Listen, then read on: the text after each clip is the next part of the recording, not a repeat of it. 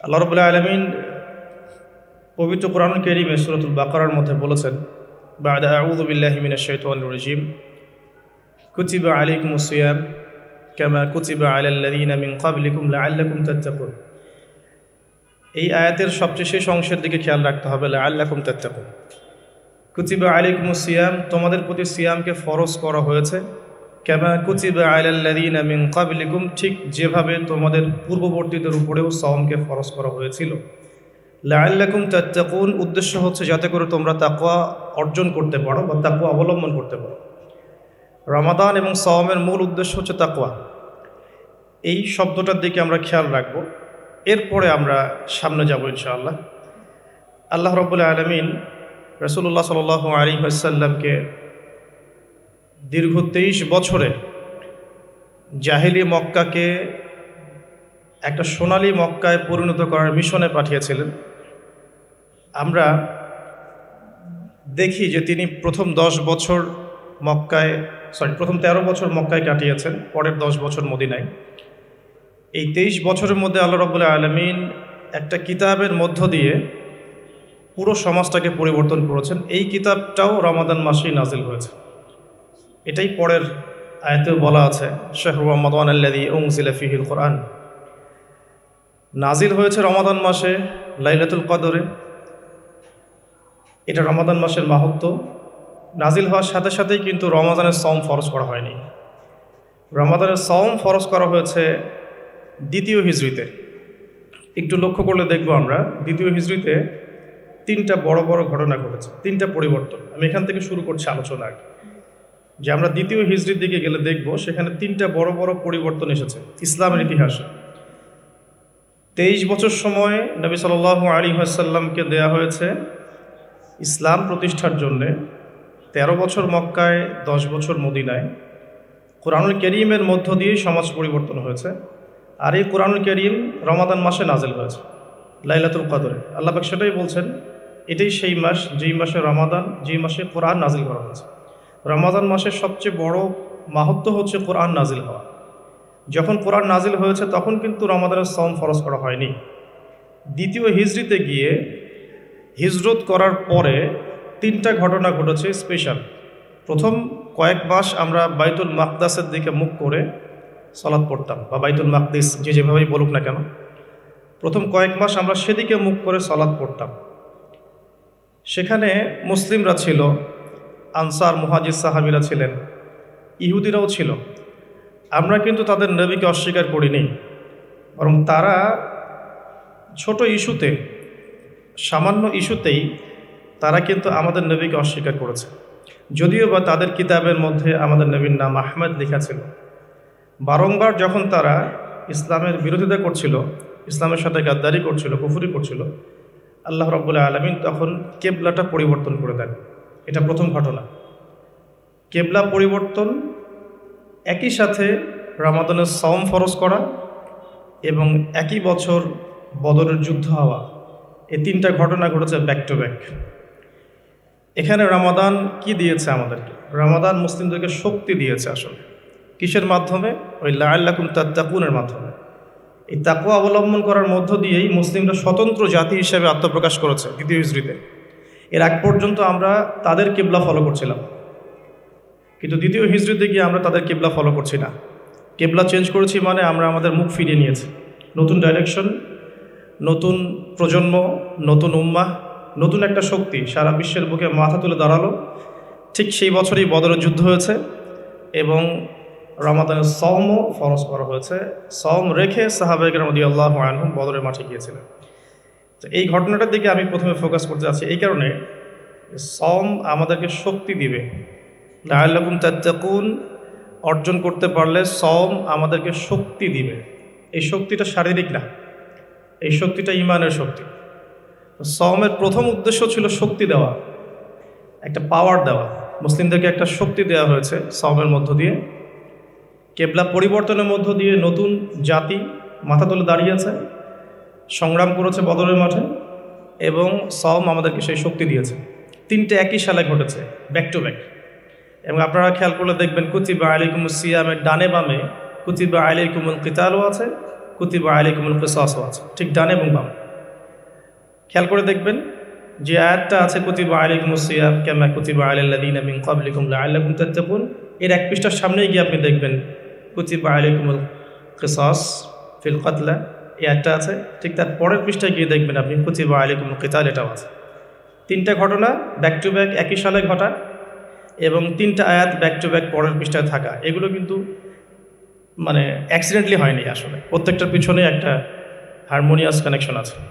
যাই হোক, আমরা অত ডেপতে যাব না আজকের সেশনে, যেহেতু আজকের সেশনটা আমাদের ইফেক্টিভ রমাদান এই টপিকের উপরে, আমরা ওই টপিকেই থাকবো ইনশাআল্লাহ। তো আমি মূল টপিকে যাওয়ার আগে আপনাদেরকে রমাদান সংক্রান্ত কিছু হাদিস শোনাচ্ছি, যেটা রাসূলুল্লাহ সাল্লাল্লাহু আলাইহি ওয়াসাল্লাম আমাদেরকে জানিয়েছেন। এখান থেকে আমরা যাব সামনে প্র্যাকটিক্যালি কীভাবে আমরা এগুলোর উপর আমল করতে পারি। প্রথম যে হাদিসটা আমি আপনাদের জন্য নোট করেছি সেটা হচ্ছে মুসনাদ আহমেদের হাদিস নাম্বার ৯৭১৪। এখানে আবু হুরায়রা রাদিয়াল্লাহু আনহু থেকে বর্ণিত আছে, রাসূলুল্লাহ সাল্লাল্লাহু আলাইহি ওয়াসাল্লাম ইরশাদ করেছেন যে প্রত্যেক মানুষের আমলের প্রতিদান 10 গুণ পর্যন্ত বৃদ্ধি করা হয়। প্রত্যেকটা মানুষের, মুসলিম মুমিনের আমলের প্রতিদান 10 গুণ পর্যন্ত বৃদ্ধি করা হয়, কিন্তু সওম ব্যতীত, সওম বা রোজা ব্যতীত। আল্লাহ রাব্বুল আলামিন এই ব্যাপারে বলেছেন যে ইল্লা সওম, সওম ছাড়া, ফাইন্নাহু লি ওয়া আনা আজজি বিহি, সওম আমার জন্যে আর আমি নিজে আল্লাহ স্বয়ং তার প্রতিদান দিব। এখানে কোনো 10 গুণ, 27 গুণ, 70 গুণ কোনো নাম্বার বা ফিগার এখানে আল্লাহর জন্য প্রযোজ্য নয়। অসীম নেকি আল্লাহ পাক দিবেন সওমের মধ্য দিয়ে, এটা আমরা মাথায় রাখি। দ্বিতীয় একটা হাদিস আমি কোট করেছি, যেটা আমি আগেও বলেছিলাম একটা মাহফিলে, যে রাসূলুল্লাহ সাল্লাল্লাহু আলাইহি ওয়াসাল্লাম 3টা সিঁড়িতে উঠে 3 বার আমিন বলেছিলেন। তার প্রথম সিঁড়িতে তিনি বলেছেন সেই ব্যক্তির জন্য ধ্বংস যে ব্যক্তি রমাদান মাস পেয়েছে কিন্তু রমাদান মাসকে পেয়েও তার গুনাহ মাফ করাতে পারে নাই, তিনি বলেছেন আমিন।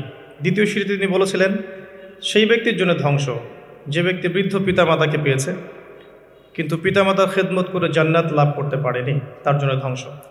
তৃতীয় সিঁড়িতে তিনি বলেছিলেন সেই ব্যক্তির জন্য ধ্বংস যে ব্যক্তির সামনে নবী সাল্লাল্লাহু আলাইহি ওয়াসাল্লামের নাম উচ্চারিত হয়েছে কিন্তু নাম শুনেও সে দরুদ পাঠ করেনি, সাল্লাল্লাহু আলাইহি ওয়াসাল্লাম এই কথাটা বলে নাই।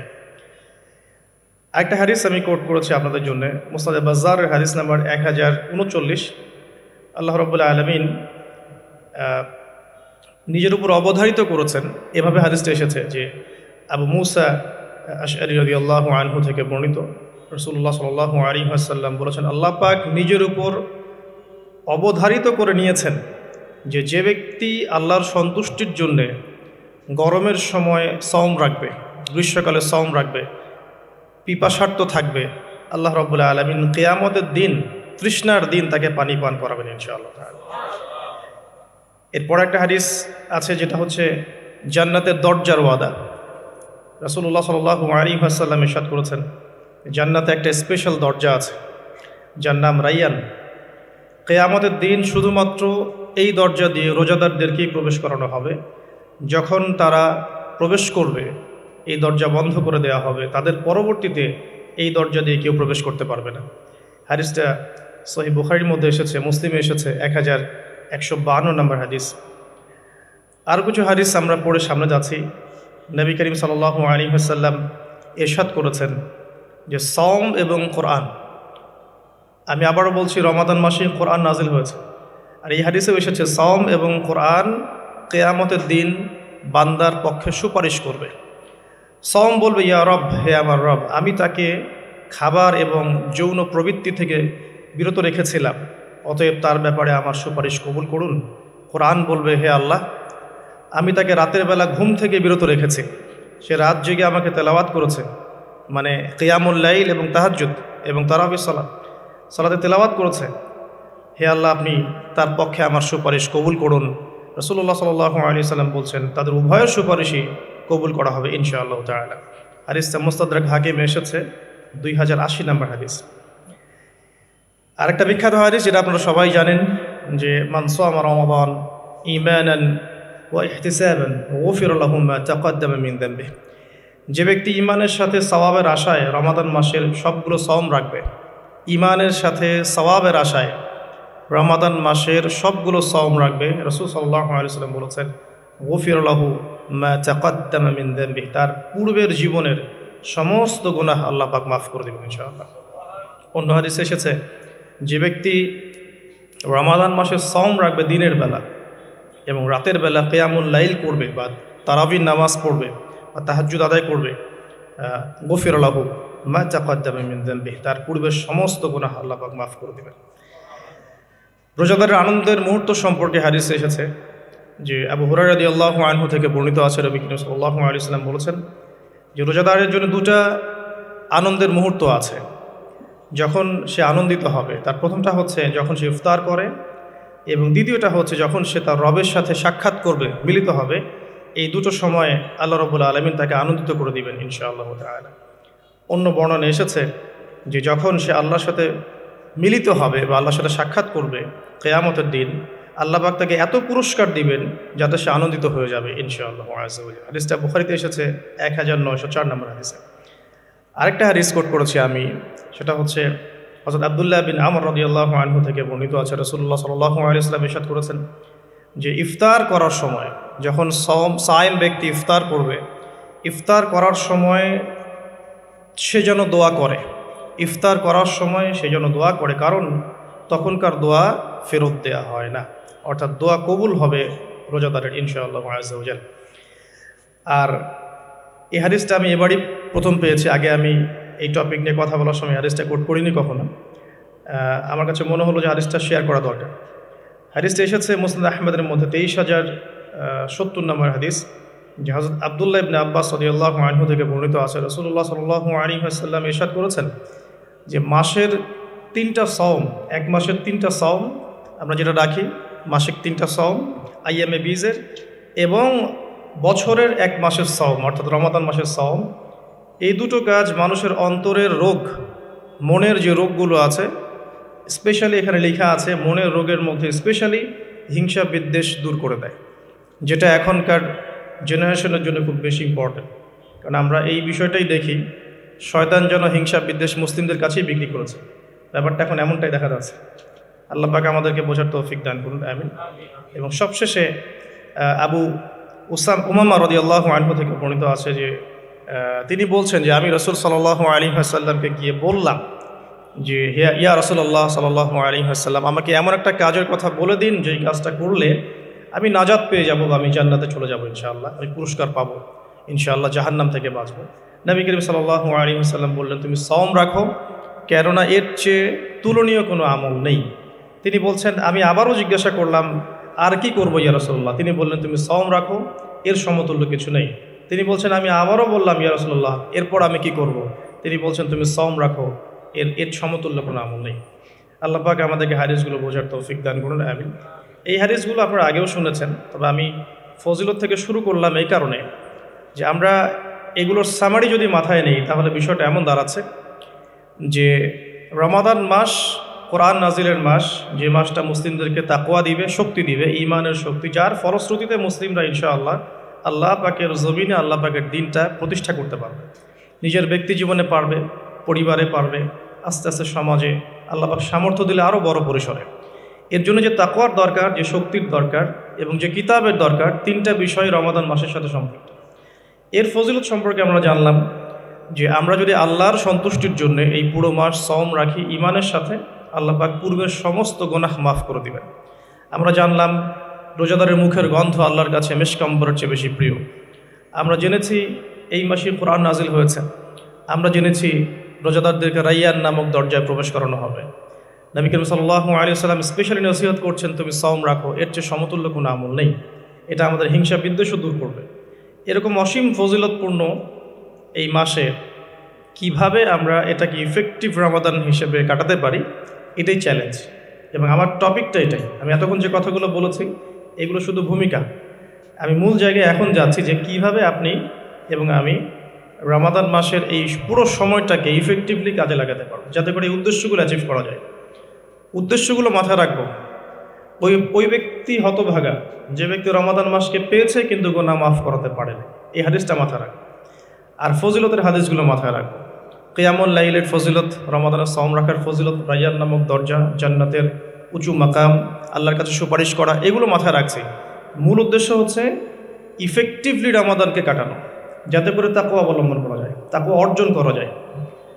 অনেকেই শুনেছি তাকওয়া, আল্লাহ ভীতি, আল্লাহর নিষেধকৃত বস্তুগুলো থেকে দূরে থাকা, কিন্তু অর্জন করার মাধ্যমগুলো কি, কোন কোন কাজগুলোর মধ্য দিয়ে অর্জন করা যায়, এটা কিন্তু আমরা খুব একটা আলোচনা করি না।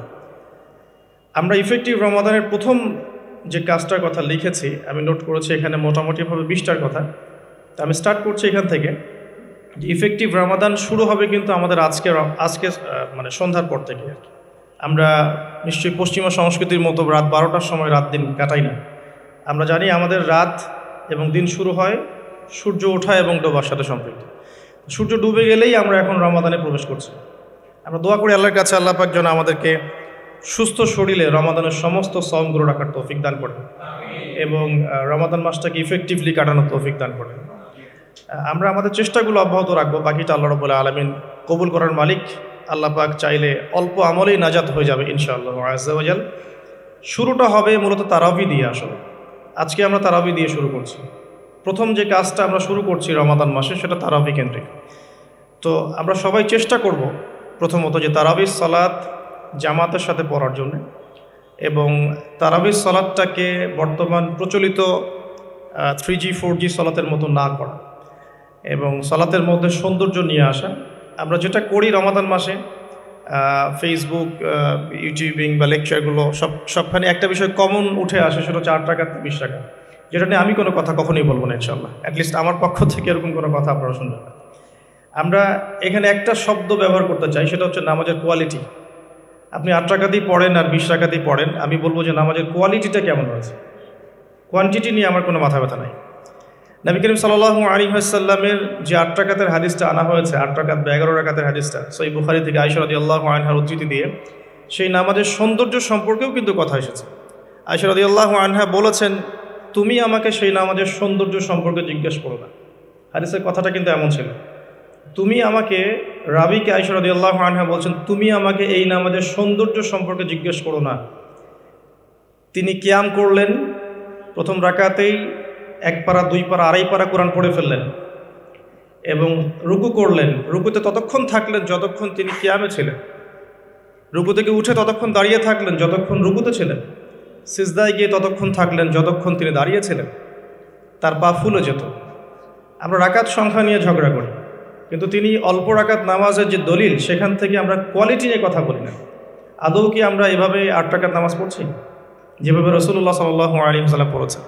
তো রাকাত সংখ্যাটা বড় কথা নয়, বড় কথাটা হচ্ছে যে আমাদের নামাজের কোয়ালিটিটা কতটুকু হচ্ছে, নামাজের ধীর স্থিরতা কতটুকু হচ্ছে, কতটুকু কোরআন তেলাওয়াত করছে, রুকু সিজদা কত লম্বা করছে। আমি জানি এখানে আমরা তার মতো করে করতে পারবো না, এটা আমি জানি, কিন্তু কিছু পরিবর্তন আমরা আনতে পারি। প্র্যাকটিক্যাল সে কথাগুলো বলবো ইনশাআল্লাহ। যেমন নর্মালি আমরা নামাজ দাঁড়িয়ে হয়তো সূরা ফাতিহা পড়ি, সূরা ফাতিহা পড়ার পরে আমরা একটা সূরা মিলিয়ে পড়ি। আমরা রমাদান মাসের সওমে একটা সূরার জায়গায় আরও কয়েকটা সূরা মিলিয়ে পড়তে পারি। আপনার কিয়ামটা কিন্তু লম্বা হবে। হয়তো আপনি হাফেজ নন, কিন্তু আপনি চাইলে কিন্তু কয়েকটা ছোট ছোট সূরা একসাথে পড়তে পারেন, যাতে করে আপনার টাইমটা কিন্তু লম্বা হচ্ছে, আপনার কিয়ামটা লম্বা হচ্ছে। এবার আপনি রুকু করছেন, রুকুতে গিয়ে আমরা সাধারণত একটা তাসবিহ পড়ে ফেলি, সুবহান রাব্বিয়াল আযীম, সবাই এটাই পড়ি। ম্যাক্সিমাম মানুষ 3 বার পড়ে আমার জানা মতে। রমজান মাসে আপনি এটাকে সৌন্দর্যমণ্ডিত করতে পারেন। আপনি চাইলে আরও একটা তাসবিহ অ্যাড করতে পারেন, সুবহানাকা আল্লাহুম্মা রাব্বানা ওয়া বিহামদিকা আল্লাহুম্মা গফিরলি, এটা একটা তাসবিহ আছে। অথবা সুবহুন কুদ্দুসুন রব্বুল মালাইকাতি ওয়ার রূহ, এটা অ্যাড করতে পারেন। আপনি কিন্তু আরও এক্সট্রা 2টা তাসবিহ অ্যাড করলেন, আপনার রুকুটা লম্বা হলো, নামাজটার মতো সৌন্দর্য বাড়লো। আমরা উঠে দাঁড়িয়ে অনেক সময় সামি আল্লাহু লিমান হামিদা বলেই আমরা চলে যাই সিজদায়। আমরা কিন্তু ওখানে রব্বানা ওয়া লাকাল হামদের পরেও হামদান কাসীরান তাইয়িবান মুবারাকান ফীহি বলতে পারি। সময়টা বাড়লো, রুকুটার সৌন্দর্য বাড়লো। সিজদায় গিয়ে আমরা যা করি, সুবহান রাব্বিয়াল আ'লা 3 বার বলি, উঠে চলে আসে। অনেকে হয়তো 3 বারের জায়গায় 5 বার 7 বার 10 বার অনেকে এভাবে বলি। কিন্তু আমরা এই রমজান মাস থেকে নিয়াত করতে পারি, চেষ্টা করতে পারি যে সিজদায় গিয়ে আমরা একাধিক তাসবিহ পড়লাম এবং কমপক্ষে 1-2টা দোয়া হলেও সিজদায় করলাম। আল্লাহুম্মা আতিনা ফিদ দুনিয়া হাসানা ওয়া ফিল আখিরাতি হাসানা ওয়া কিনা আযাবান নার। এই দোয়াটা জানে না এমন কোনো মানুষ কিন্তু নাই। আর নবী সাল্লাল্লাহু আলাইহি ওয়াসাল্লাম বলেছেন, সিজদায় মানুষ আল্লাহর এত কাছে থাকে যত কাছে সে কখনোই থাকতে পারবে না। তো আমরা সেজদায় দোয়া করলে সেজদার সময়টা বাড়লো, নামাজের সৌন্দর্য বাড়লো। আমরা নবী সাল্লাল্লাহু আলাইহি ওয়াসাল্লামের মতো পা ফোলানো নামাজ না পড়তে পারলেও অ্যাটলিস্ট নামাজের টাইমটা বাড়াতে পারলাম, সৌন্দর্য বাড়লো। এটাই হচ্ছে কিন্তু মূল বিষয় তারাবির সালাতের। কত লম্বা সময় ধরে আমি আল্লাহর সাথে কথোপকথন করতে পারি। আমরা তাশাহুদ দরুদের পরে দোয়া মাসুরা পড়ে অনেকে সালাম ফিরিয়ে ফেলি। এখানে কিন্তু আরও দোয়া করার সুযোগ আছে। স্পেশাল আল্লাহুম্মা ইন্নী আউযু বিকা মিন আযাবিল কবরি ওয়া আযাবি জাহান্নাম ওয়া মিন ফিতনাতিল মাহইয়া ওয়াল মামাত ওয়া মিন শাররি ফিতনাতিল মাসীহিদ দাজ্জাল। এই দোয়া কিন্তু করার কথা জোরভাবে হাদিসে এসেছে যে তোমরা চারটা বিষয় থেকে আশ্রয় চাও। এছাড়াও কিন্তু আপনি সালাম ফেরানোর আগে যে কোনো দোয়াই করতে পারছেন কোরআন এবং সুন্নাহ থেকে। নামাজটা লম্বা হলো, নামাজে আপনি আল্লাহর সাথে বেশি কথা বলতে পারলেন, নামাজের মধ্যে প্রশান্তি পাওয়া গেল। এভাবে নামাজ পড়ার পরে দেখবেন 2 রাকাত নামাজ পড়লে আপনার মনের মধ্যে শান্তি চলে আসছে। অথচ 3G 4G স্পিডে আপনি 10 রাকাত 20 রাকাত নামাজ পড়লে কিন্তু মনের মধ্যে শান্তি পাচ্ছেন না। মূল বিষয়টা কিন্তু এই জায়গায়। প্রথমে স্টার্টটা হবে আমাদের তারাবি থেকে আজকে। আর তারাবির সালাত যে ইমাম পড়াবেন, আমি অবশ্যই রিকোয়েস্ট করব তিনি যেন খতমই পড়ান। রমজান মাসে যদি কোরআন খতম না দিই তাহলে আমরা কোন মাসে কোরআন খতম দেব? এবং খতম দিতে হবে বলেই যে খুব জোরে তেলাওয়াত করতে হবে 5G স্পিডে, যাতে কেরাত কি করা হচ্ছে ইমাম সাহেবও বুঝতে পারছেন না, মুক্তাদিও বুঝছেন না। এখানে নামাজে কোরআনের হকটা ঠিকমতো আদায় হয় না। একটু ধীরস্থিরভাবে পড়া যেতে পারে। আমরা হয়তো প্রত্যেকটা আয়াতের শেষে ওয়াকফ করতে পারছি না, যেটা নবী সাল্লাল্লাহু আলাইহি ওয়াসাল্লামের সুন্নাহ ছিল। নবী করিম সাল্লাল্লাহু আলাইহি ওয়াসাল্লাম কিন্তু প্রত্যেকটা আয়াতের শেষে ওয়াকফ করতেন, থামতেন, থেমে থেমে তিনি তেলাওয়াত করতেন। হয়তো আমরা সেটা করতে পারি না, কিন্তু আমরা চেষ্টা করতে পারি তেলাওয়াতটার টেম্পোটা যেন কমে যায়, যাতে করে 2 রাকাত নামাজ পড়তে মিনিমাম 5 থেকে 8 মিনিট সময় লাগে। এই নামাজটা পড়লে আমরা মোটামুটিভাবে কিছুটা হলেও হক আদায় করতে পারবো ইনশাআল্লাহ। আমি কিছু প্র্যাকটিক্যাল কথা বলছি, কারণ প্র্যাকটিক্যালি দেখে দেখে আমার কাছে এগুলো মনে হয়েছে এই টিপসগুলো হয়তো বা এগুলো কাজে দেবে ইনশাআল্লাহ। এছাড়াও আমরা জামাতের সাথে নামাজ পড়ার পর আমরা যেটা করতে পারি সেটা হলো শেষ রাত্রে আমরা আবারও ওঠার অভ্যাস করতে পারি। আমরা যদি আর্লি ঘুমিয়ে যাই, এবং রমাদান মাসে আমাদের এটা অভ্যাস করতে হবে, আমরা যেন আর্লি ঘুমাই। আর্লি যদি ঘুমিয়ে যাই আমরা শেষ রাত্রে ইনশাআল্লাহ সাহারি করার মিনিমাম 1 ঘন্টা 1.5 ঘন্টা আগে যদি উঠতে পারি, শেষ রাতে গিয়ে আমরা আবারও কিন্তু 2-4 রাকাত 8-10 রাকাত নামাজ পড়তে পারবো ইনশাআল্লাহ, এবং পরিবারের সদস্যদেরকে ওঠাতে পারবো। আর এই সময়টা সেই সময় যে সময় আল্লাহ রাব্বুল আলামিন প্রথম আসমানে নেমে আসেন এবং বান্দার জন্য আহ্বান করতে থাকেন, কে আছো আমার কাছে কিছু চাইবে আমি তোমাকে তা দেবো, কে আছো আমাকে ডাকবে আমি তোমার ডাকে সাড়া দেবো, কে আছো আমার কাছে ইস্তেগফার করবে আমি তোমার গুনাহগুলোকে মাফ করে দেব। তো শেষ রাত্রে দোয়া কবুল হয়। দোয়া কবুলের এই সময়টাতে আমরা যেন ঘুমিয়ে না কাটাই, মিনিমাম 1 ঘন্টা আগে আমরা ওঠার চেষ্টা করব শেষ রাত্রে। তাহলে ওই সময়টা আমরা ইনশাআল্লাহ তাআলা ইবাদতে কাটাতে পারবো। আল্লাহ পাক তৌফিক দান করুন, আমিন। তো আমরা রমাদানের স্টার্টটা করব আজকের তারাবি থেকে, এবং আজকের রাতের আপনার শেষ রাত্রে কিছু নামাজের মধ্য দিয়ে, যেটাকে অনেকে তাহাজ্জুদ বলে থাকেন। আর এরপরে আমরা যে বিষয়গুলোর দিকে ফোকাস করব সেটা হচ্ছে সাহরি এবং ইফতার।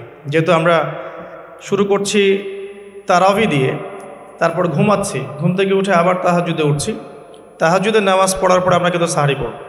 সাহরি আর ইফতার দুটাকে আমি একসাথে লিখেছি এই কারণে, এই দুটার মূল মেসেজ একটাই। রমজান মাসে আমাদেরকে নিয়াত করতে হবে এবং চেষ্টা করতে হবে সাহরি এবং ইফতারে যেন খুব বেশি না খাই। প্রথম কথা হচ্ছে এটা, সাহরি এবং ইফতারে এত বেশি খাওয়া যাবে না যেটা আপনার সওমের আধ্যাত্মিকত্ব নষ্ট করে ফেলবে। সওমের যে রুহানিয়াত বা আধ্যাত্মিকত্ব আছে এটা বেশি খেলে নষ্ট হয়ে যাবে, বেশি ঘুমালে নষ্ট হয়ে যাবে, বেশি কথা বললে নষ্ট হয়ে যাবে, আড্ডা পিটালে, গল্প করলে, অনলাইনের সময় অপচয় করলে বা অন্যান্য মুভিসগুলো দেখলে আপনার রমাদানের নূর কিন্তু নষ্ট হয়ে যাবে। বেশি খাওয়ার অভ্যাসটা ত্যাগ করতে হবে রমাদান মাস থেকেই। আমরা কিছু কিছু বিধান দেখেছি যেটা কোরআন এবং হাদিসে আছে, বাস্তবিক খুব একটা আমল আসলে নাই। তার মধ্যে অন্যতম একটা হচ্ছে খাওয়ার সুন্নত। খাওয়ার সুন্নত আমাদের সবার মধ্যে খুব একটা নাই, থাকলে আমাদের ফিটনেসগুলো এমন হতো না আসলে। খেয়াল করে দেখবেন এই 8 তালে উঠতে কিন্তু অনেকে হাঁপায় গেছে। তো এই ফিটনেসগুলো কিন্তু আমাদের ক্ষতি করছে, আমরা বুঝতে পারছি না। আমি রমাদান মাসে রিকোয়েস্ট করব বেশি খাবেন না, পেটের 3 ভাগের 1 ভাগ খাবেন, এবং কোনোভাবেই কোনো ম্যানুফ্যাকচার্ড খাবার খাবেন না। কোনো ম্যানুফ্যাকচার্ড ফুড আপনার শরীরের ভিতরে ঢুকতে দিবেন না। ম্যানুফ্যাকচার্ড বলতে বোঝাচ্ছি মানুষ যেগুলোকে প্রডিউস করে মার্কেটিং করছে, যেগুলোর মধ্যে সাইড ইফেক্ট আছে এবং যেগুলোর মধ্যে পুষ্টি উপাদান কম। বাসায় হোমমেড ফুড খাবেন। অনেক সময় দেখা যায় সাহারি এবং ইফতারে আমরা এত বেশি ভোজন রসিক হয়ে পড়ি যে আমরা তারাবির নামাজ ঠিকমতো পড়তে পারি না, অসুস্থ হয়ে যাই, পেট খারাপ হয়ে যায়। এই জন্য বাসার নর্মাল কমন খাবারগুলো খাবেন, এবং এই সিজনে বেশি বেশি জুসি জিনিসগুলো খাওয়ার চেষ্টা করতে হবে স্পেশালি, তাহলে আমরা ফিজিক্যালি ফিট থাকবো ইনশাআল্লাহ। আর শরীর সুস্থ রাখতে হবে এই কারণে যাতে করে আমরা আল্লাহর ইবাদত বেশি বেশি করতে পারি। তো আল্লাহ পাক আমাদের সবাইকে খাবার নিয়ন্ত্রণ করার তৌফিক দান করুন। আর যে ব্যক্তি খাবারকে নিয়ন্ত্রণ করতে পারে না, সে কিন্তু প্রবৃত্তিকে নিয়ন্ত্রণ করতে পারবে না। একজনের সামনে অনেকগুলো খাবার এনে দেন, তার খাওয়ার স্টাইলটা দেখে আপনি গেস করতে পারবেন তার ভিতরে প্রবৃত্তি নিয়ন্ত্রণের ক্ষমতা কতটুকু। তার খাবারের স্টাইলটা দেখবেন কীভাবে সে খাচ্ছে, সে কি গোগ্রাসে খাচ্ছে নাকি রিল্যাক্সে খাচ্ছে, খাবার দেখে কি তার মধ্যে মানে লোলুপতা প্রকাশ পাচ্ছে, তাহলে বুঝবেন সে ব্যক্তি প্রবৃত্তিকে নিয়ন্ত্রণ করতে পারবে না। এই বিষয়টা খেয়াল রাখবেন। আমরা খাবার যত বেশি প্রডিউস করব তত বেশি আমাদের মা বোনদেরকে রান্না করে থাকতে হবে, এতে করে তাদেরও রোজার যে মাহাত্ম্য এবং রোজার যে রুহানিয়াত তারাও হারাবে, সময়ের অপচয় হবে, তাদের প্রতি এক পয়েন্ট কাইন্ড অফ জুলুম করা হবে। যদি 2-3টা আইটেমে আমার খাবার হয়ে যায়, 10টা আইটেম করার কোনো প্রয়োজন নাই। সো ম্যানুফ্যাকচার্ড খাবার আমরা বাদ দিব, ম্যানুফ্যাকচার্ড ড্রিঙ্কস বাদ দিব এবং হোমমেড খাবারগুলো থেকে অভ্যস্ত হবে ইনশাআল্লাহ। আল্লাহ পাক তৌফিক দান করুন, আমিন। এবং রমাদান মাসে আমরা যেগুলো করার নিয়াত করছি এগুলোকে সারা বছর কিন্তু ধরে রাখতে হবে আর কি। আল্লাহ রাব্বুল আলামিন আমাদেরকে তৌফিক এনায়েত করুন, আমিন। তো তারাবি, তাহাজ্জুদ এবং খাবারের পরে ইফতারের কথাটা একটু অ্যাড করে দিই। ইফতারে এত বেশি খাবেন না যাতে করে তারাবির নামাজটা আপনি পড়তে না পারেন। ইফতারে নবী সাল্লাল্লাহু আলাইহি ওয়াসাল্লাম যে খাবারগুলো খেতেন সেই সুন্নাহ সম্মত খাবারগুলো খাওয়ার চেষ্টা করবেন ইনশাআল্লাহ। আল্লাহ পাক তৌফিক দান করুন। এরপরে আমি যে কয়েকটা পয়েন্টস লিখেছি তার মধ্যে একটা হচ্ছে যে রমাদান মাসে সম রাখা অবস্থায় প্রথম কাজ আমাদের 5 ওয়াক্ত সালাত জামাতে পড়া। সারা বছর কি করেছি, তো এই রমাদান মাস থেকে নিয়াত করতে হবে যে 5 ওয়াক্ত সালাত যেন জামাত না ছুটে যায়। এটা যারা লোকাল তাদের জন্য খুব প্রযোজ্য, যারা মুসাফির তাদের হয়তো ছুটতে পারে। যদি ছুটেও যায় একা একা পড়ে ফেলতে হবে। যদি সম্ভব হয় বাসায় জামাত করা যেতে পারে যদি ছুটে যায়। রমাদান মাসে জামাতে পড়লে অন্যান্য মাসের যে নেকি তার চেয়ে মিনিমাম 70 গুণ নেকি বেশি হবে ইনশাআল্লাহ। আর জামাত একটা ঐক্য দেয়, একটা পরিচিতি হয়, হৃদ্যতা ভালোবাসা বাড়ায়। একটা মুসলিম কমিউনিটির মধ্যে জামায়াতের গুরুত্ব অনেক বেশি, জামাতের সাথে নামাজ এই বিষয়টার গুরুত্ব অনেক বেশি।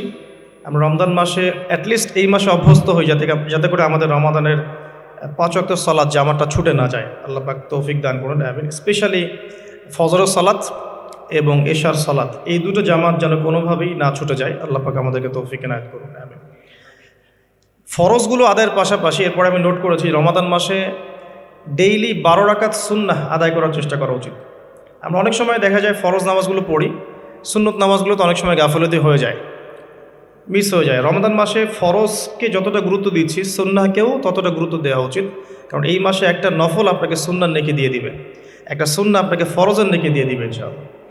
তো 12 রাকাত সুন্নাহ এই কারণে বলেছি কারণ এটা সহজ সাধ্য এবং সবাই করতে পারবে ইনশাআল্লাহ। ফজরের আগের 2 রাকাত সুন্নাহ, জোহরের পূর্বে 4 পরে 2,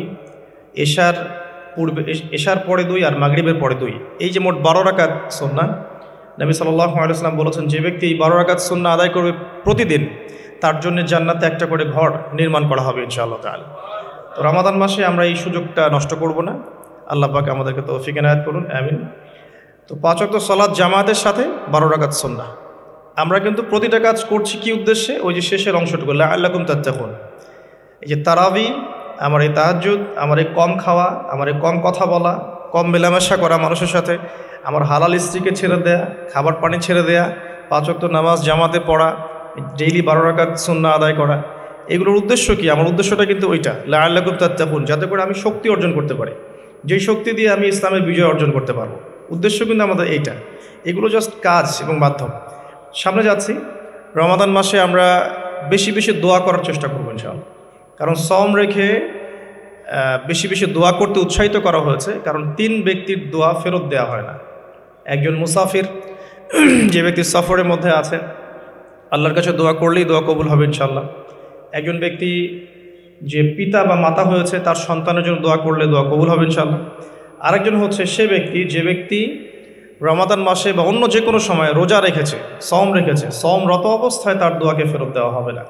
আর স্পেশালি সে যদি ইফতার করতে থাকে সেই সময়ের দোয়াকে তার ফেরত দেওয়া হবে না ইনশাআল্লাহ। তো আমরা বেশি বেশি দোয়া করবো রমাদান মাসে ইনশাআল্লাহ আজ্জা ওয়া জাল। আমি দোয়ার জন্য একটা বই সাজেস্ট করছি, সেটা হচ্ছে হিসনুল মুসলিম। এই বইটার মধ্যে প্রচুর দোয়া দেয়া আছে এবং অথেন্টিক সবগুলোই মাশাআল্লাহ। শেষের দিকে কিছু ঝাড়ফুঁক অংশ আছে। কারো যদি চোখ লাগা বা বদনজর বা জিন ঘটিত সমস্যা থাকে বা তাবিজ কবজ জনিত কোনো সমস্যা থাকে, এগুলো ট্রুথ, এগুলো সত্য, এগুলো কোনো আনসাইন্টিফিক বিষয় নয়। আর কোনো কিছু আনসাইন্টিফিক হলেই যে ইসলামিক হবে না এমনও নয় বিষয়টা। তো হিসনুল মুসলিম বইটা আপনারা কালেক্ট করতে পারেন। সেখানে প্রথম অংশ আছে দোয়া এবং জিকির অধ্যায় এবং শেষের অংশটা আছে সারফুক অধ্যায়। আপনারা মিনিমাম প্রথম অংশটুকু মুখস্থ করে ফেলতে পারেন। আর দোয়া করার সময় জায়গাগুলো বুঝে দোয়া করতে হবে, যে কখন কিভাবে দোয়া করলে দোয়াগুলো কবুল হবে। প্রথম কথা হচ্ছে যে দোয়া করার আগে আল্লাহ পাকের প্রশংসা করতে হবে, আল্লাহর হামদ প্রশংসা করতে হবে। সূরা ফাতিহা পড়ে নিতে পারেন একবার। দোয়া করার শুরুতে আপনি দরুদ পড়বেন, দরুদের ফলে দোয়া কবুল হয়। দরুদ না পড়লে দোয়াটা আসমানে গিয়ে ঝুলে থাকে, উঠিয়ে নেওয়া হয় না। যখন দরুদ পড়া হবে তখন দোয়াটা উঠিয়ে নেওয়া হবে।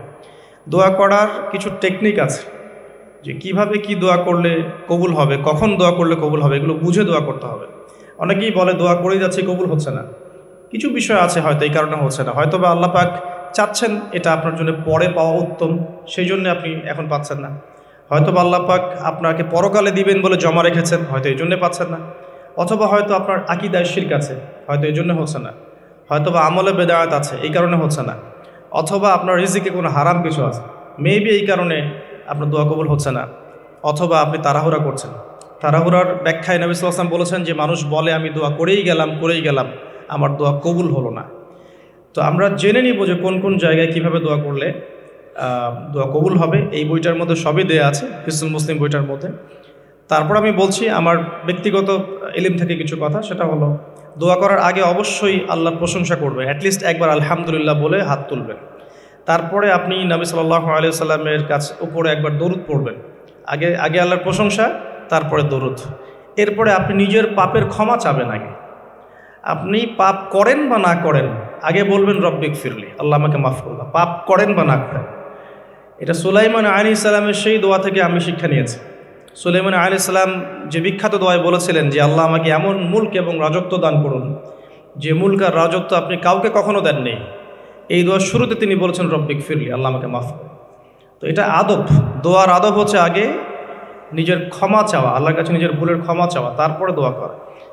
হামসানা, দরুদ, এরপরে আপনি ক্ষমা চাবেন। এবার আপনি দোয়াগুলো করবেন আপনার মন থেকে। আরবি দোয়া জানা থাকলে আরবিতে দোয়া করবেন, কারণ আপনি আপনার রবের সাথে আরবি দিয়ে কথা বলবেন, এর চেয়ে আসলে গর্বের কী হতে পারে।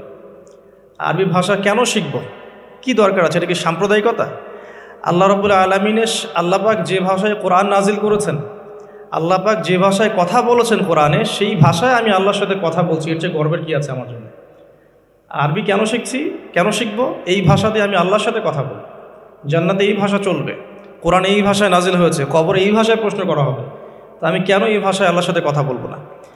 এর মানে এই নয় যে কেউ যদি আরবি না জানে অন্য ভাষায় দোয়া করতে পারবে না, এমনটা নয়। অবশ্যই কেউ যদি আরবি না জানে, বেসিক দোয়াগুলো না জানে, সে বাংলাতে দোয়া করতে পারে, কোনো সমস্যা নেই। ইংরেজিতে দোয়া করতে পারে, উর্দু দিয়ে দোয়া করতে পারে। ভাষাগত পার্থক্য আল্লাহর কাছে নেই, তবে আরবির মর্যাদা আছে। আর এটা আমার কাছে গর্বের বিষয় মনে হয় যে আমি আরবি দিয়ে আমার রবের সাথে কথা বলতে পারছি, আমি আরবি দিয়ে কথা বলছি। এবং আরবি দিয়ে দোয়ার ক্ষেত্রে আপনি এত ভালো করে মনের ভাব প্রকাশ করতে পারবেন অল্প শব্দে, যেটা হয়তো অন্য কোনো জায়গায় সম্ভব হয়। এরপরেও আমি বলবো যে মাতৃভাষায় মানুষের মনের ভাব প্রকাশের ক্ষেত্রে সহজতা আছে। যদি কেউ আরবি না জানেন, সেক্ষেত্রে মাতৃভাষাতেই বেশি বেশি দোয়া করবেন, চলতে ফিরতে দোয়া করবেন। নির্দিষ্ট সময়েই দোয়া করতে হবে এমন নয়, রোজা রেখে সারাটা দিন যখনই আপনার মন চাচ্ছে, মনের মধ্যে একটা কিছু চাহিদা আসছে, আপনি দোয়া করে ফেলবেন। নবী সাল্লাল্লাহু আলাইহি ওয়াসাল্লাম বলেছেন, যদি তোমাদের কারো জুতার ফিতাও ছিঁড়ে যায়, সে যেন সেই ফিতাটাও আল্লাহর কাছে চেয়ে নেয়। প্রতিটা বিষয় আল্লাহর সাথে শেয়ার করতে হবে। আল্লাহ, আমার চাকরির দরকার, আমার রিজিকের সমস্যা, আমার পারিবারিক সমস্যা, আমার ব্যবসার সমস্যা, আমার ইলম অর্জন করতে চাই, আল্লাহ আমাকে ইলম দান করো। আল্লাহ, আমি শারীরিকভাবে অসুস্থ। বিভিন্ন রকম সমস্যা আমরা জর্জরিত আছে। প্রত্যেক মানুষের কোনো না কোনো সমস্যা আছে। সমস্যা থাক বা না থাক, দোয়া করতেই থাকতে হবে। যে ব্যক্তি সুখের সময় বেশি বেশি দোয়া করে, আল্লাহ পাক দুঃখের সময় তার দোয়া বেশি কবুল করেন, এমনটা হাদিস এসেছে। যে ব্যক্তি সুখের সময় ভালো আছে, এখন আমার ফিজিক্যাল আমি ফিট, এখন আমি আল্লাহ পাকের অসীম নিয়ামতের মধ্যে আছি, বাড়ি গাড়ি টাকা করি, আত্মীয় স্বজন, স্ত্রী সন্তান সবই আছে, আমার কোনো কিছুর অভাব নাই। এরকম সুখের সময় যে ব্যক্তি বেশি বেশি দোয়া করবে, ইস্তেগফার করবে, ক্ষমা চাবে, আল্লাহ পাক দুঃখের সময় সেই বান্দার পাশে থাকবেন ইনশাআল্লাহ। আর সবচেয়ে বড় দুঃখের দিন তো কিয়ামতের দিন। আল্লাহ পাক সেদিন ইনশাআল্লাহ আমাদের সাথে থাকবেন ইনশাআল্লাহ তাআলা। দোয়ার আগে এই আদবগুলো মেনটেন করবেন। বাংলা ভাষায় দোয়া করেন যদি আরবি না জানেন। আর আরবি জানার দিকে আমি বেশি জোর দিচ্ছি, আরবি জানলে বেশি ভালো হয়। হিসনুল মুসলিম বইটা সাজেস্ট করলাম। এবং দোয়া করার কিছু টাইম আমি বলছি যে এই সময়গুলো আপনি বেশি বেশি দোয়া করতে পারেন। রোজা রেখে সারাদিন দোয়া করতে পারেন যে কোনো সময়, স্পেশালি নামাজের সেজদায়। একটা সেজদাও যেন বাদ না যায় যেখানে আপনি কোনো দোয়া করেন নাই। অ্যাটলিস্ট আপনি কিন্তু সেজদায় তাসবিহ পড়েই বলতে পারেন, আল্লাহুম্মা আতিনা ফিদ দুনিয়া হাসানা ওয়া ফিল আখিরাতি হাসানা ওয়া কিনা আযাবান নার। আল্লাহুম্মা আইন্নি আলা যিকরিকা ওয়া শুকরিকা ওয়া হুসনি ইবাদাতিক। যে কোনো দোয়া, আল্লাহুম্মা আনতাস সালাম ওয়া মিনকাস সালাম ফাহাইয়িনা রাব্বিনা বিস সালাম। আল্লাহুম্মা ইন্নী আসআলুকাল হুদা ওয়াত তুকা ওয়াল আফাফা ওয়াল গিনা। কত দোয়া আছে। রব্বি হাবলি মিনাস সালিহিন। আল্লাহুম্মা রব্বানা আতিনা ফিদ দুনিয়া হাসানা ওয়া ফিল আখিরাতি হাসানা ওয়া কিনা আযাবান নার। রব্বিরহামহুমা কামা রাব্বায়ানি সগীরা। রব্বানা আতিনা মিন লাদুনকা রাহমা ওয়া হাইয়্যি লানা মিন আমরিনা রাশাদা। প্রচুর দোয়া আছে, দোয়ার উপরে সেশন করা যাবে। আপনি সেজদায় বেশি বেশি দোয়া করেন, মিনিমাম 1টা 2টা 3টা করে দোয়া করার চেষ্টা করেন। যদি আরবি না জানেন, আপনি নফল নামাজে, সুন্নত নামাজে বাংলাতেও দোয়া করলে ইনশাআল্লাহ কবুল হবে। আল্লাহ পাক সমস্ত ভাষায় বোঝেন ইনশাআল্লাহ তাআলা। সেজদায় দোয়া করেন বেশি বেশি। আমি সাজেস্ট করবো যে রমজান মাসে আপনি 2 আজানের মাঝখানে দোয়া করবেন। আজান হয়েছে, আজানের সময় দোয়া করলে দোয়া কবুল হয়ে যায়। আজান এবং একামতের মাঝখানে দোয়া করলে দোয়া কবুল হয়ে যায়। রমাদান মাসে লাইলাতুল কদর আছে, শেষ দশকের বেজর রাতগুলোর মধ্যে আমরা একে পাবো। যদি কেউ লাইলাতুল কদর পেয়ে যায়, সেই রাত্রে যে দোয়া করবে সে দোয়াগুলো কবুল হবে ইনশাআল্লাহ তাআলা। কাউকে ইফতার করানোর পর দোয়া করলে দোয়া কবুল হতে পারে ইনশাআল্লাহ। দান সাদাকা করার পর দোয়া করলে দোয়া কবুল হতে পারে ইনশাআল্লাহ। হয়তো বৃষ্টি হচ্ছে, আপনি বৃষ্টি দেখে দোয়া করলেন, দোয়া কবুল হবে ইনশাআল্লাহ। দোয়া কবুলের অনেক সময় আছে, অনেক মুহূর্ত আছে, অনেক আদব আছে। এগুলো আমি সাজেস্ট করে দিয়েছি। বইটার নাম হিসনুল মুসলিম। এই বইয়ের মধ্যে সব কিছু লেখা আছে, আপনারা একটু পড়ে নেবেন। আমি এখানে বেশি টাইম দিলে পর্যায়গুলো কভার করতে পারবো না। আল্লাহ পাক আমাদেরকে বেশি বেশি দোয়া করার তৌফিক দান করুন, আমিন। আর এরপরে রমাদান মাসে সওম রেখে আমরা বেশি বেশি জিকির করতে চেষ্টা করব। জিকির বলতে কি বোঝাচ্ছি? আল্লাহ রাব্বুল আলামিন তাকে ডাকার জন্যে, তাকে স্মরণ করার জন্যে যে বিষয়গুলো মাধ্যম হিসেবে দিয়েছেন, এগুলো প্রত্যেকটাই কিন্তু জিকির। সলাতও এক প্রকার জিকির, আমাদের কোরআন তেলাওয়াতও এক প্রকার জিকির। আমরা এইখানে জিকির বলতে যা বোঝাচ্ছি সেটা হচ্ছে ডেইলি কিছু জিকির আমরা করি, যেগুলোর মধ্য দিয়ে আমরা আমাদের জিহ্বাকে তরতাজা রাখবো, সিক্ত রাখবো। আমরা সবসময় আজে বাজে কথা বলার চাইতে এই কোরআনের কথা, হাদিসের কথা বা আল্লাহ পাকের তাসবিহ তাহলিল, এগুলো তো অভ্যস্ত হলে পরে দেখবেন রমাদানের সওমের আধ্যাত্মিকত্ব বাড়ছে ইনশাআল্লাহ। এটা আপনি প্রমাণিত যে আপনি 1টা ঘন্টা অহেতুক কথাবার্তা বলেন কারোর সাথে, আপনার মনের নূরগুলো নষ্ট হয়ে যাবে। এবং আপনি 1টা ঘন্টা চুপ করে থাকেন, দেখবেন চুপ করে থাকার ফলে আপনার মধ্যে অনেক চিন্তা আল্লাহর পক্ষ থেকে ইনস্টল হচ্ছে। ভালো চিন্তাও আসে, আর শয়তানের পক্ষ থেকে খারাপ চিন্তাও আসতে পারে চুপ করে থাকলে। আর যদি আপনি বেশি বেশি জিকির করতে থাকেন, ফর এক্সাম্পল 100 বার সুবহানাল্লাহ, ফর এক্সাম্পল আলহামদুলিল্লাহ, আল্লাহু আকবার, লা হাওলা ওয়ালা কুওয়াতা ইল্লা বিল্লাহ, আস্তাগফিরুল্লাহ ওয়া আতুবু ইলাইহি, হাসবি আল্লাহ নি'মাল ওয়াকিল। আপনি বলছেন লা ইলাহা ইল্লাল্লাহ অথবা লা ইলাহা ইল্লাল্লাহ ওয়াহদাহু লা শারীকা লাহ, লাহুল মুলকু ওয়া লাহুল হামদু ওয়া হুয়া আলা কুল্লি শাইইন কাদির, সুবহানাল্লাহি ওয়া বিহামদিহি, সুবহানাল্লাহিল আযীম অথবা সুবহানাল্লাহিল আযীম ওয়া বিহামদিহি। এরকম প্রচুর জিকির দেয়া আছে, কিন্তু এই বইয়ের মধ্যে দেয়া আছে। এগুলো যদি নিয়ম করে করি, আমরা একটা সময় ফিক্স করে করি যে আমি এই 1টা ঘন্টা ফজরের নামাজের পরে এই জিনিসগুলো করব, তাহলে কিন্তু আপনি আপনার রোজার মধ্যে ইফেক্টিভ বিষয়গুলো খুঁজে পাবেন। তবে আমি এটা সাজেস্ট করি যে আপনি চলতে ফিরতে এই কাজগুলো করবেন। ঢাকা শহরে আমরা যারা থাকি, আমরা জ্যামের সাথে অভ্যস্ত। আমি বলবো যে জ্যাম যেমন একটা আযাব আমাদের জন্য, আমরা বস্তুবাদিতার পিছনে বেশি ছুটছি, তো আল্লাহ পাক এই জন্য আমাদের সময়টাকে খেয়ে ফেলছে।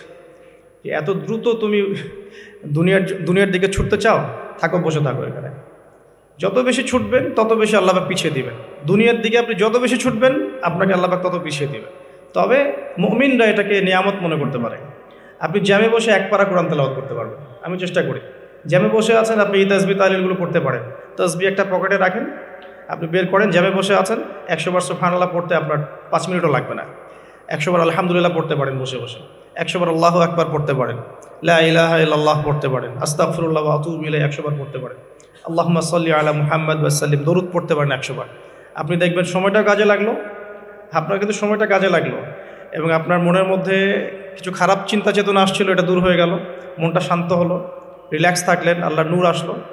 এই কাজগুলোই একসাথে মিলে কিন্তু রোজাটাকে আপনার ইফেক্টিভ বানাবে আর কি। শুধুমাত্র না খেয়ে থাকাটা আপনাকে খুব একটা রুহানিয়াত দিবে না। আল্লাহ পাক আমাদেরকে বেশি বেশি জিকির করার তৌফিক দান করুন। আমি তারপরে বলবো সম রেখে ইস্তেগফার করতে হবে বেশি বেশি। ইস্তেগফার মানে আস্তাগফিরুল্লাহ ওয়া আতুবু ইলাইহি, এবং শুধু মুখে বলা নয়, বরং আমি একটা পদ্ধতি অবলম্বন করার চেষ্টা করছি। আমার কাছে এটা ইফেক্টিভ মনে হয়েছে বলে শেয়ার করছি।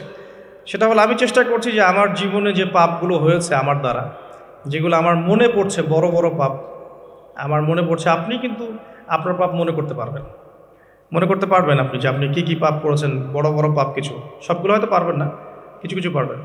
তো একটা খাতা আমি নোট করার চেষ্টা করছি যে আমার জীবনে মেজর মেজর কী কী বড় বড় পাপ হয়েছে বলে আমার কাছে মনে হচ্ছে। তো এরকম পাপ আপনি একটা লিস্ট করতে পারেন, এবং যখন একটা পাপের কথা মনে হবে, এই পাপ সংক্রান্ত বিষয়গুলো কিন্তু মাথায় চলে আসবে, ওখানে আমার কি ভুল ছিল আসলে, এবং সেই ভুলটা যেন আমার পরিবারবর্গ না করে, এবং সেই ভুলটা যেন আমার বাচ্চারা না করে। ঠিক আছে? তো আমরা মিউজিক শুনেছি, লিখেছি যে হ্যাঁ মিউজিক শুনেছি, হয়তো বসে বসে খেলা দেখেছি তো এগুলো কাজ করেছে। রাস্তাঘাটে চলতে ফিরতে আমাদের নজর এদিক ওদিকে চলে যায়, গিয়েছে। এমন কেউ নাই এখন এই বিশ্বে বসবাস করে যারা কখনো অনলাইনে ঢুকে একটা মেয়ের নগ্ন ছবি চোখে পড়েনি। এমনটা হয়েছে। আমরা কিন্তু নোট আউট করতেই পারি আমাদের পাপগুলো কী কী হয়েছে। নোট আউটগুলো করলে আমরা যেটা করতে পারি, এই রমাদানে ইন্ডিভিজুয়ালি একটা একটা করে পাপের কথা মনে করে আল্লাহর কাছে মাফ চাইতে পারি। যদিও বা এভাবে বললেও হয়ে যায় আল্লাহ আমার তুমি সমস্ত পাপ মাফ করে দাও, কিন্তু ইন্ডিভিজুয়ালি যখন বলবেন তখন আপনি ফিলটা পাবেন যে আমি ওই পাপটা করেছিলাম, এইটা ঠিক হয়নি, ওইটা ঠিক হয়নি। তখন ইনশাআল্লাহ তাআলা ইস্তেগফারটা পারফেক্ট হবে, এবং ইস্তেগফারের ভিতরে একটা প্রাণ আসবে ইনশাআল্লাহ। শুধু মুখে বলবো না যে আস্তাগফিরুল্লাহ ওয়া আতুবু ইলাইহি। তো আমি এটা চেষ্টা করছি লিখে ফেলার জন্য। তো এখানে দুটো বিষয় আসবে, একটা হচ্ছে আমার কিছু আল্লাহর সাথে জড়িত পাপ, এবং আল্লাহর সাথে জড়িত পাপগুলো কিন্তু মাফ পাওয়া খুব সহজ। মুখলেসভাবে তওবা করলেই আল্লাহ পাক মাফ করে দেবেন ইনশাআল্লাহ। এবং আল্লাহ রাব্বুল আলামিন এমনও বলেছেন যে আমি এই পাপগুলোকে নেকি দিয়ে পরিবর্তন করে দেব, এটা আল্লাহ পাক বলেছেন। আরেকটা বিষয় আছে, আল্লাহ পাকের কিছু হক নষ্ট করেছি, যেমন নামাজ, হয়তো একটা সময় নামাজ পড়ি নাই, একটা সময় রোজা রাখি নাই, একটা সময় দেখা গেছে কেউ জাকাত দেয় নাই ইত্যাদি। এগুলোর জন্যে দুটো অপশন, এখানেও দুটো অপশন। কিছু কিছু আলেম বলেছেন যে এর জন্যে খালেস তওবাই যথেষ্ট, এর কাফফারার দরকার নাই। আবার কিছু কিছু আলেম বলেছেন যে নামাজ যতগুলো কাজা হয়ে গেছে এগুলোকে হিসেব করে কাজা আদায় করে দেয়া। এরকম দুটো স্কুল অফ থট কিন্তু আছে, আমি এটা ঘাটাঘাটি করেছি। তবে আমি সবশেষ যার মতটাকে বেশি প্রাধান্য দিয়েছি এই পর্যন্ত, সেটা হচ্ছে আল্লামা তাকি উসমানী দামাত বারাকাত, তার বইয়ের মধ্যে তাসাউফ আত্মশুদ্ধি বইটার মধ্যে লেখা আছে যে এটা সবচেয়ে বেশি উত্তম হবে যদি কেউ তার জীবনের নামাজ এবং সওম এবং যাকাত এগুলোর হিসেব করে তওবা করার পরে আদায় করে দেওয়ার চেষ্টা করে। এবং ইনশাআল্লাহ আমি সে চেষ্টা করব, আপনারাও সে চেষ্টা করেন, এটা অনুরোধ করবো আর কি। এতে করে উনি এই কথাটা এই জন্য বলেছেন যে একজন মানুষ অমুসলিম ছিল, মুসলিম হয়েছে, তখন না হয় তার সমস্ত গুনাহ মাফ হয়ে যাবে, কিন্তু আমরা মুসলিম ছিলাম, 1 বছর 2 বছর নামাজ পড়েন নাই, এই গুনাহটা কীভাবে মানে কাফফারা না দিলে মাফ হতে পারে? ওনার যুক্তি এটা। তো যদিও অনেক আলেম বলেছেন যে তওবা করলে মাফ হয়ে যাবে, আল্লাহ পাক মাফ করে দিবেন, বেশি বেশি নফল নামাজ পড়লে ঘাটতি পূরণ হয়ে যাবে, কিন্তু ফরজের ঘাটতিগুলো ফরজ দিয়ে আদায় করাটা উত্তম হবে বলে আমার মত। আল্লাহ পাক আমাদেরকে সাধ্যমতো করার তৌফিক দান করুন। আরেকটা অপশন আছে, রমজান মাসে উমরা করতে পারেন। রমজান মাসে যদি উমরা করতে পারেন বা সুযোগ হয়, আল্লাহ যদি তৌফিক দান করেন, সেখানে একটা সুবিধা আছে, যেমন মক্কায় 1 ওয়াক্ত নামাজ পড়লে আপনি অনেক ওয়াক্তের নেকি পাচ্ছেন, এবং মদিনাতেও 1 ওয়াক্ত নামাজ পড়লে আপনি 1000 ওয়াক্তের নেকি পাচ্ছেন। তো এখানে কিন্তু ওই কাফফারাটা আদায় হয়ে যাবে ইনশাআল্লাহ। এটা একটা সুযোগ। উমরা করতে যেতে পারেন, আর যদি যান আমাকেও সাথে নিয়ে যান, আল্লাহ পাক তৌফিক দান করবে। ঠিক আছে। আর আরেকটা বিষয় আছে, পাপের লিস্ট করতে গিয়ে আমি যেটা দেখেছি সেটা হচ্ছে যে কিছু পাপ থাকবে যেগুলো মানুষের সাথে সম্পৃক্ত, এগুলো সবচেয়ে ডেঞ্জারাস। কিছু পাপ আছে আমাদের জীবনে যেটা মানুষের সাথে সম্পৃক্ত, যেমন আমি বা আপনি কারো গীবত করেছি, বা আমি বা আপনি কারো সম্মানহানি করেছি, আমি বা আপনি কাউকে অপবাদ দিয়েছি, বা কারো টাকা পয়সা লুটতরাজ করে খেয়ে ফেলেছি, বা কারো সম্পত্তি আত্মসাৎ করেছি, বা কারো প্রতি জুলুম করেছি। এক কথায় হাক্কুল ইবাদ, কোনো মানুষের হক নষ্ট করেছি। এই জায়গাটাতেই সমস্যা এবং ডেঞ্জারটা সবচেয়ে বেশি। এটাই সবচেয়ে বড় ভয়ের কারণ পরকালে জাহান্নামে যাওয়ার, আমার কাছে মনে হয়। কারণ যতগুলো পাপ আল্লাহর সাথে সম্পৃক্ত আল্লাহ পাক এক কথাতেই মাফ করতে পারেন, কোনো সমস্যা নেই ইনশাআল্লাহ। কিন্তু মানুষের হকটা কিভাবে আদায় হবে? যতক্ষণ পর্যন্ত না তার হক তাকে ফিরিয়ে দিচ্ছি, যদি কারো অর্থ সম্পদ নষ্ট করে থাকি তাকে ফিরিয়ে দেয়া অথবা তার পরিবারকে ফিরিয়ে দেয়া বা তার পক্ষ থেকে দান সদকা করা, এছাড়া কোনো অপশন দেখা যায় না। কাউকে গালি দিয়েছি, তার কাছ থেকে ক্ষমা নিয়ে নেওয়া অথবা তার জন্য দোয়া করা, এছাড়া কোনো অপশন দেখা যায় না। তো আমি একটা দোয়া আপনাকে শিখাই দিচ্ছি ইনশাআল্লাহ। আশা করা যায় এই দোয়ার বরকতে আল্লাহ পাক আপনাকে সুযোগ তৈরি করে দিবেন যাতে করে আপনি তার হক তাকে ফিরাই দিতে পারেন ইনশাআল্লাহ। সেটা হলো আল্লাহুম্মা কফিনি বিহালালিকা আন হারামিক ওয়া আগনিনি বিফদলিকা আম্মান সিওয়াক। এই দোয়াটা যে বেশি বেশি করবে ইনশাআল্লাহ তাআলা, আলী রাদিয়াল্লাহু আনহু বলেছেন যে তার যদি পাহাড়ের সমান ঋণ থাকে আল্লাহ পাক সেটাও পরিশোধ করার ব্যবস্থা করবেন ইনশাআল্লাহ। তো এটা ডেঞ্জারাস এই কারণে, যদি এগুলো আমরা দুনিয়াতে মিটিয়ে না যেতে পারি তাহলে পরকালে এই ব্যক্তিরা আমাদের সামনে দাঁড়িয়ে থাকে। সে আমাকে মিথ্যা অপবাদ দিয়েছে, সে আমার গীবত করেছে, সে আমার টাকা পয়সা নিয়ে দেয়নি, সে আমাকে গালি দিয়েছে, সে আমার উপর জুলুম করেছে। এরকম প্রচুর মানুষ কিন্তু কিয়ামতের মাঠে দাঁড়িয়ে থাকবে। এবং অনেক মানুষ কিয়ামতের মাঠে পাহাড়ের সমান নেকি নিয়ে উঠবে। ওঠার পরেও তাদের নেকি থেকে এই মানুষগুলোর হক আদায় করে দেওয়া হবে। যদি হক আদায় করতে গিয়ে নেকি শেষ হয়ে যায় তখন এই মানুষগুলোর যে গুনাহ এটা এই মানুষদের উপর চাপিয়ে দেওয়া হবে। এটা ডেঞ্জারাস। অনেক অনেক নেকির কাজ করেও পরকালে মিসকিন হওয়াটা নিতান্তই হতভাগ্য। আমরা চাই না আল্লাহ পাক এই কাতারে আমাদের অন্তর্ভুক্ত করুন না। একটু চিন্তা করে দেখেন, কেউ যদি কাউকে রেপ করে তাহলে সে কত বড় সম্মানের ঋণগ্রস্ত হয়ে গেল, যেটা কখনো তার পক্ষে শোধ করা সম্ভব না। এই জিনিসটা যদি মাথায় থাকে, এই হাদিসটা যদি মাথায় থাকে যে কিয়ামতের মাঠে সবচেয়ে বড় মিসকিন তারা যারা অন্যের কাছে দায়বদ্ধ থাকবে, নামাজ রোজা হজ জাকাত সমস্ত নেকি নিয়ে ওঠার পরেও কারো হক নষ্ট করার দায়ে সে জাহান্নামে চলে যাবে ওদের গুনার ভার নিয়ে। এই জিনিসটা সবচেয়ে ডেঞ্জারাস। এই কারণেই আসলে কম কথা বলা উচিত এবং কম মানুষের সাথে মেশা উচিত এবং মুখ বন্ধ রাখাই ভালো। বেশি না বলা, বেশি কিছু ভাবতে না যাওয়া, বেশি গেজ না করা। এবং অনলাইন এমন একটা প্ল্যাটফর্ম যেটা আমাদের এই সুযোগটা বাড়িয়ে দিয়েছে যাতে করে আমরা নির্দ্বিধায় একে অপরের গীবত সমালোচনাকে একটা ট্রেডিশন মনে করছি, বাট এগুলোর বড় শাস্তি আমাদের জন্য অপেক্ষা করছে। আল্লাহ পাক এগুলো থেকে আমাদেরকে হেফাজত করুন, আমিন। মানুষের সাথে জড়িত পাপ থেকে আল্লাহ পাক আমাদেরকে বাঁচাক। আর যদি সম্ভব হয় রমজান মাসে আমভাবে ক্ষমা চেয়ে নেওয়া উচিত। যেমন পরিবারবর্গকে ডেকে বলা যেতে পারে যে আমার দ্বারা যদি তোমাদের কোনো হক নষ্ট হয়ে থাকে তো তোমরা আমাকে মাফ করে দিও, ঠিক আছে। যদি একজন রাষ্ট্রের নেতা হয়ে থাকে তার বলা উচিত সবার সামনে যে আমি আমার দায়িত্ব পালন করার চেষ্টা করেছি আমার সাধ্যমতো, যদি আমার দায়িত্ব পালনে কোনো রকম হক নষ্ট হয়ে থাকে তোমাদের কারো, আমার উপর কোনো অভিযোগ থেকে থাকে আমাকে মাফ করে দিও। আমভাবে ক্ষমা চেয়ে নেওয়াটা ভালো হবে রমাদান মাসে। কারণ এই মাস, ওই যে আমি একটা হাদিস বলছি, সেই ব্যক্তি হতভাগা যে ব্যক্তি এই মাস পেয়েছে কিন্তু নিজের গুনাহ মাফ করাতে পারলো না। আমার গুনাহ তো আমি আল্লাহর কাছে মাফ করালাম, কিন্তু মানুষের সাথে জড়িত হকটা কীভাবে মাফ করাবো, এই বিষয়টা বুঝতে হবে। আল্লাহ পাক আমাদেরকে ইস্তেগফার করার তৌফিক দান করুন রমজান মাসে, আমিন। এবং অন্যের হক পরিশোধ করে দেওয়ার তৌফিক দান করুন। রমাদান মাসে ইফেক্টিভ রমাদানের জন্য নেক্সট টাইমে লিখেছি জাকাত, যে রমাদান মাসে যাদের জাকাত ফরজ হয়েছে জাকাতগুলোকে অবশ্যই দিয়ে দিবেন। আল্লাহ পাক তৌফিক দান করুন।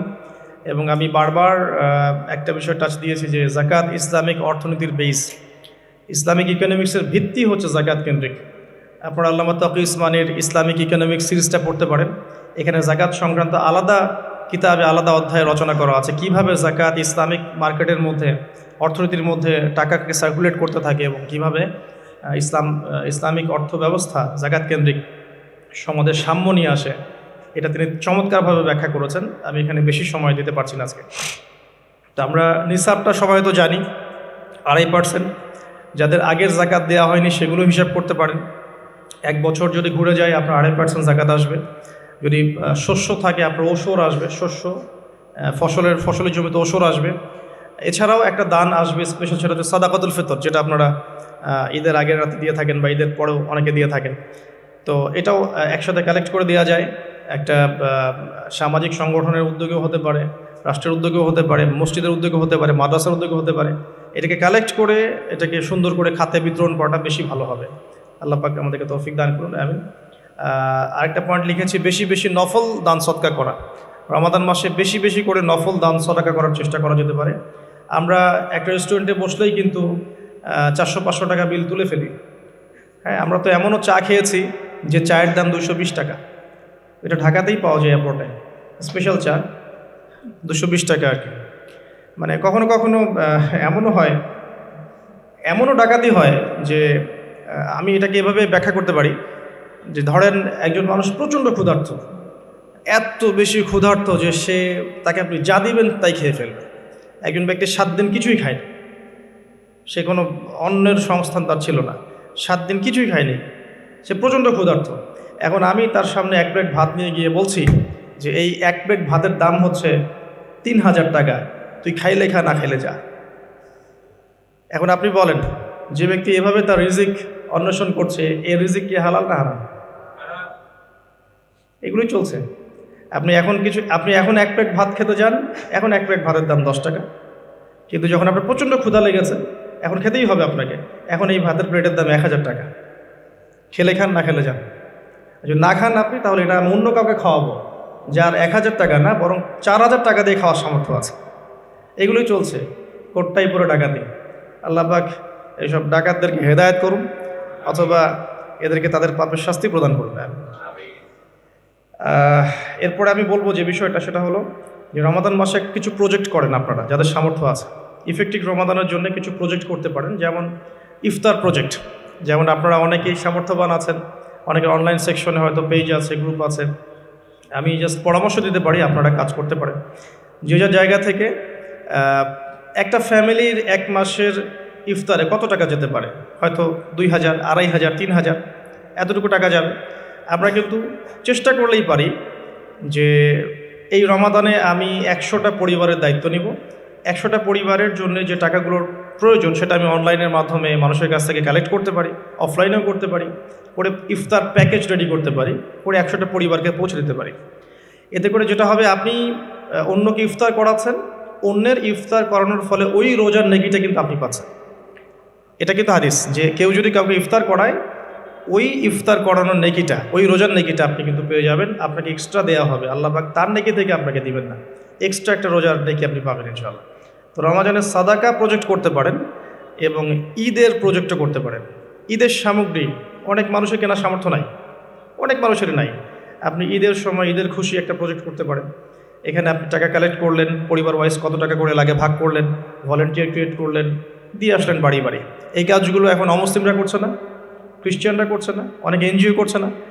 এই মানব সেবামূলক কাজগুলো থেকে মুসলিমরা পিছিয়ে পড়ছে বলেও কিন্তু অনেকেই ওই দিকে আকৃষ্ট হচ্ছে এবং ওদিকে গিয়ে নিজের ধর্ম বিক্রি করে দিচ্ছে। আপনারা দেশের বিভিন্ন জায়গায় ঘুরতে থাকেন, এগুলো বুঝবেন যে সমাজ সেবার নামে অনেকেই মানুষকে কনভার্ট করেছে ইসলামের থেকে অন্য ধর্মে। সো আমাদের উচিত বেশি বেশি সোশ্যাল ওয়ার্ক করা, গাছ লাগানো, বেশি বেশি উচিত রক্তদান কর্মসূচি করা, সোশ্যাল কাজ করা, এতিমদের জন্য কোনো প্রজেক্ট করা, বিধবাদের জন্য কোনো প্রজেক্ট করা, মেয়েদের জন্য কোনো সেলাই মেশিনের প্রজেক্ট করা, কর্মসংস্থানের প্রজেক্ট করা। স্পেশালি রমাদানে আপনারা চাইলেই রমাদানের ইফতার প্রজেক্ট করতে পারেন, ঈদের খুশি একটা প্রজেক্ট করতে পারেন। যাদের সামর্থ্য আছে আপনারা কিন্তু করতে পারবেন, আল্লাহ পাক তৌফিক দান করুন, আমিন। আমি এরপরে লিখেছি অন্যকে ইফতার করানো, যেটা আমরা মসজিদের উদ্যোগে করতে পারি, মাদ্রাসার উদ্যোগে করতে পারি। প্রত্যেকটা রমাদানের আসর থেকে মাগরিব পর্যন্ত স্থানীয়ভাবেই আপনারা কিন্তু তালিমের আয়োজন করতে পারেন, তালিমি বৈঠক করতে পারেন। আসরের নামাজ শেষ হয়ে গেছে, এখন যে কোনো একটা টপিকে বা একটা দুইটা হাদিস নিয়ে বা একটা কোরআনের আয়াতকে নিয়ে ইমাম সাহেব আধা ঘন্টা 1 ঘন্টা কথা বলবেন, এবং কথা বলা শেষ হয়ে গেলে আমরা সবাই যারা মসজিদে আছি একসাথে বসে ইফতার করে বাসা যাব। এতে করে কিন্তু একটা সামাজিক হৃদ্যতা তৈরি হবে, রমাদানকে এনজয় করা যাবে। তো এটা আমরা করতে পারি, অন্যকে ইফতার করানো। আর আমি পয়েন্ট আউট করেছি একটা বিষয় স্পেশালি, সেটা হচ্ছে রমজান মাসে আত্মীয়তার বন্ধনগুলো জোড়া লাগাবেন। রমাদান মাসে যে ব্যক্তি আত্মীয়তার বন্ধনগুলো জোড়া লাগাতে পারবে না, অন্য কোনো মাসে সম্ভব হবে না হয়তোবা, ইল্লা মাশাআল্লাহ। রমজান মাসে সবার মন নরম থাকে, ইমানের তেজ বেশি থাকে, মানুষ পরকালমুখী কাজ বেশি করে। এই সময়টাই উত্তম সময় পরিবারের মধ্যে ফাটলগুলোকে জোড়া লাগানোর এবং আত্মীয়তার বন্ধনগুলোকে জোড়া লাগানোর। কেন করব? কারণ আমি আমার স্বার্থে করব। আল্লাহ রাব্বুল আলামিন বলেছেন, তার নবীর মাধ্যমে আমাদেরকে বলেছেন যে কেউ যদি পছন্দ করে তার রিজিককে প্রশস্ত করা হোক এবং তার নেক হায়াতকে লম্বা করা হোক, সে যেন আত্মীয়তার সম্পর্ক বজায় রাখে। আমি আবার বলছি, কেউ যদি পছন্দ করে, কেউ যদি চায় যে আমার রিজিকটা প্রশস্ত হোক এবং আমাকে আল্লাহ পাক লম্বা নেক হায়াত দান করুক কেউ যদি এটা চায়, সেজন্য আত্মীয়তার সম্পর্কটা বজায় রাখে।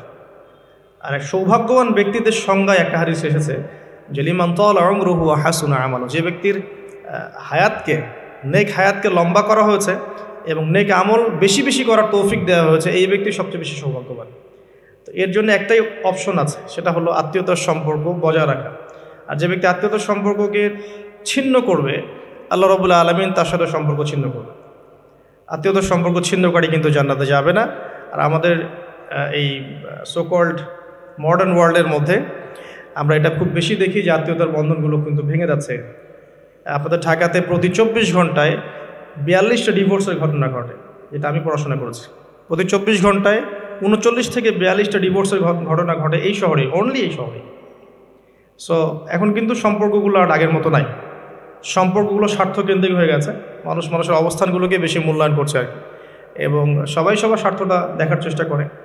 লাভ লসের হিসেব আমরা বেশি করতে চাই, ছাড় দেওয়ার মানসিকতা আমাদের মধ্যে কম, সবর কম।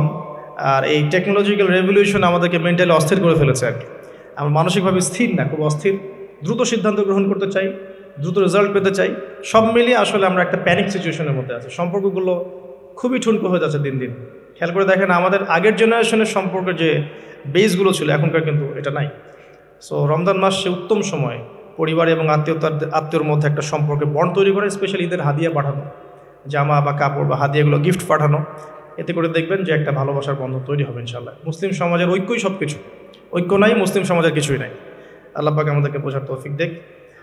রমজান মাসে একটা পয়েন্ট লিখেছে, আমি পরিবারকে টাইম দিবেন, অবশ্যই পরিবারকে টাইম দিবেন। আমরা যেটা করি মানি মেকিং মেশিনের মতো, সকালে বের হই রাত্রে বাসায় ঢুকি, এই কাজটা করবেন না।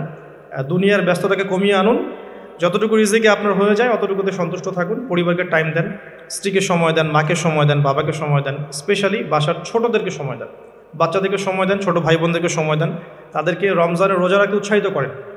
নিষেধ করবেন না যে না খেয়ে থাকলে অসুস্থ হয়ে যাবে।